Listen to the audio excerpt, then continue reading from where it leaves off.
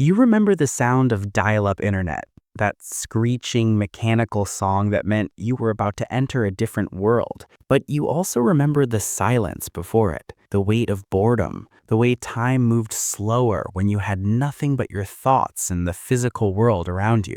You are part of a generation that exists in a psychological limbo. You grew up with one foot in the analog past and one foot in the digital future, and that split has shaped your brain in ways most people will never understand. You know what it feels like to wait. Not the 3-second wait for a page to load, the real wait. Waiting for your photos to be developed.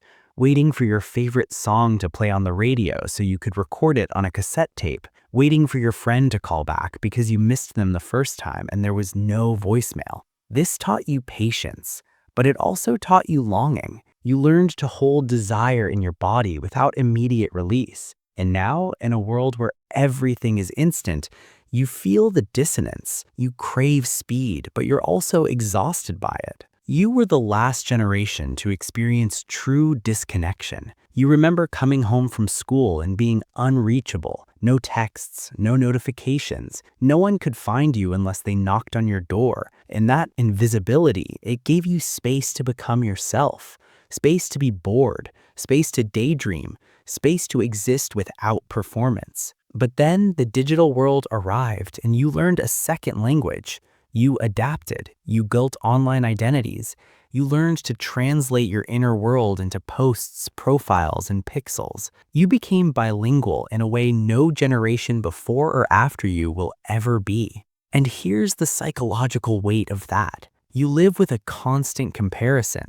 You remember the before, you know the cost of the after. Every time you scroll, a part of you remembers what it felt like to sit in stillness. Every time you post, a part of you remembers what it felt like to exist without an audience. You carry a unique kind of nostalgia, not for the past itself, but for the feeling of being present in it. You miss the texture of physical things, the crack of a CD case, the weight of a book, the anticipation of waiting for a TV show to air at a specific time, and if you missed it, it was gone. This makes you deeply aware. You see what others don't. You see the younger generation, born into the digital, who never knew the silence. And you see the older generation who never had to learn the speed. You're the bridge, the translator, the one who understands both worlds but belongs fully to neither. And that's the paradox you live in. You're grateful for the convenience, but you grieve the loss.